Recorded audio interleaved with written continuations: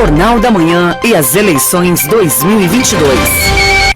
7h33 pelo horário de Brasília, não perca a hora nem seu compromisso. Boa quarta-feira para você, quarta-feira cinzenta em Santa Catarina. Vamos falar de eleições, eu já vou acionar o Piara Boschi, que está atento ao cenário político eleitoral em Santa Catarina e em todo o Brasil, nos atualiza o que é notícia na política nesta quarta. O Piara, bom dia, bem-vindo, tudo bem, meu amigo? Bom dia Marcos, bom dia Fernando, bom dia a todos os ouvintes da Jovem Pan Joinville. Muito bem. O Piara, a gente já está vendo imagens e fotos que estão circulando. O presidente Jair Bolsonaro recebeu ontem o senador eleito por Santa Catarina, o Jorge Seife. Isso respinga em Santa Catarina, isso já traz as primeiras movimentações para articulações à eleição do governo do estado no segundo turno, ou a gente vai esperar mais alguns dias para ter aí mais partidos, novas sinalizações, digamos assim, de quem vai apoiar quem nessa corrida eleitoral aqui no estado, hein? Ontem o presidente Bolsonaro recebeu algumas lideranças que se elegeram na eleição do primeiro turno, e era uma reunião de estratégia, de traçar planos da questão nacional, né? Foi um encontro breve, você esteve lá, registrou com uma foto, publiquei lá no PR Online.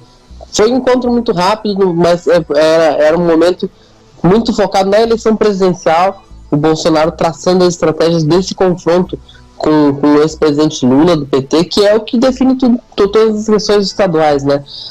A questão dos apoios aqui em Santa Catarina, eu estou até subdimensionando isso, porque como eu vejo a eleição muito blocada, a votação é provável que a votação do Bolsonaro em Santa Catarina seja a votação de Jorginho Melo, que a votação de Lula seja a votação de Décio Lima.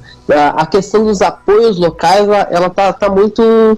Ela acaba ficando em segundo plano, porque é uma decisão que o eleitor vai fazer acima das lideranças, e a gente já viu muito isso no primeiro turno, a quantidade de prefeitos que apoiavam Moisés, por exemplo, e que o quanto isso pouco influenciou o eleitor. Eu acho que as lideranças estão sabendo disso e estão deixando e não estão tão preocupadas em mostrar essa visão. Ontem, por exemplo, teve reuniões do União Brasil da bancada do União Brasil, acho que a bancada eleita e a bancada atual, com o Jean Loureiro, e definiram que vão decidir na próxima semana, e que o Jean Loureiro vai conduzir essa questão das conversas com os candidatos.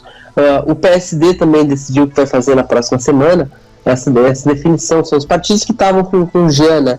Então, mas o PSDB já tomou a decisão, inclusive ontem encontrei lideranças do PSDB que estavam, quando eu faço minha live lá aqui em Florianópolis, no bar, no Shopping Beira-Mar, estava lá o Saulo Esperotto, ex-prefeito de Caçador, que ficou com a segunda suplência do partido.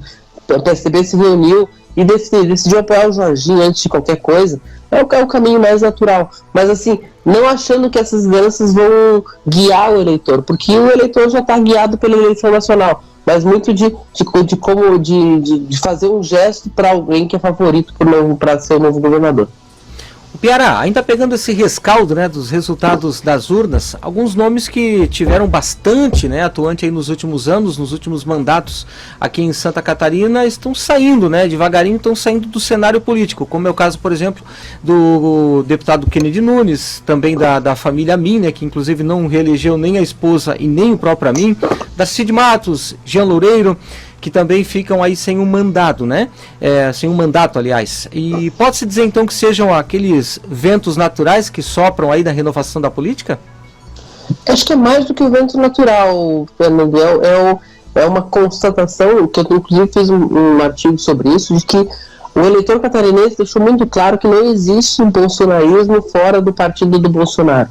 Então ele acabou brincando aqui, trocando Darcís por trovões.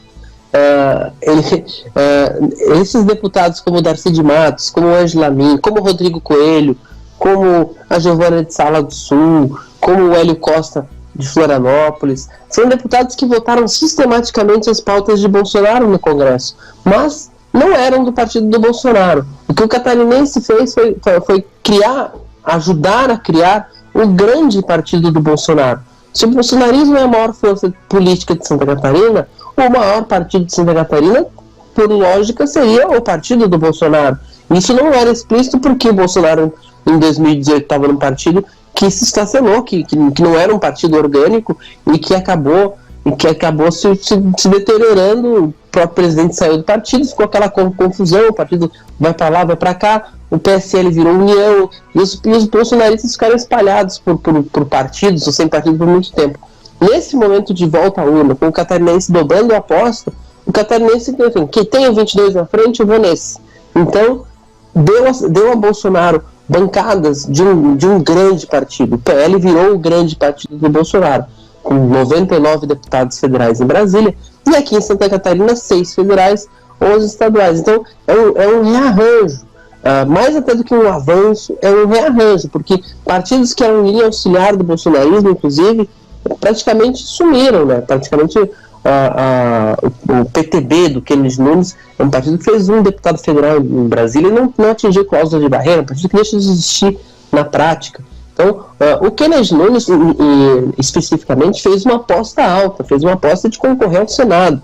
Ele teria possibilidade de disputar uma reeleição, acho que seria o 5º mandato dele, mas se ele se reelegesse, mas ele fez uma ousadia, que foi disputar uma eleição para o Senado, montou o PTB aqui em Santa Catarina, uma operação com algum sucesso, porque se em nível nacional o PTB não foi um fiasco, elegeu um deputado federal no Brasil inteiro, e em Santa Catarina pelo menos conseguiu eleger o Egídio Ferrari lá de Blumenau, um delegado, para a Assembleia Legislativa. E o Kennedy teve uma votação, não foi a votação que ele esperava, mas foi uma votação digna para o Senado. O problema do Kennedy é aquilo que eu falei agora há pouco.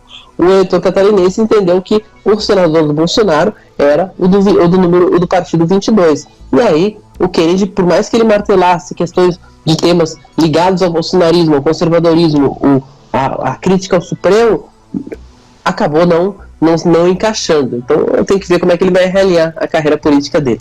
O Piara, amanhã a gente vai receber ao vivo aqui o deputado federal eleito, Zé Trovão, estará ao vivo aqui no Jornal da Manhã, e a gente te espera também para a gente atualizar um pouco mais o cenário político em Santa Catarina e em todo o Brasil. Boa quarta para você, até amanhã.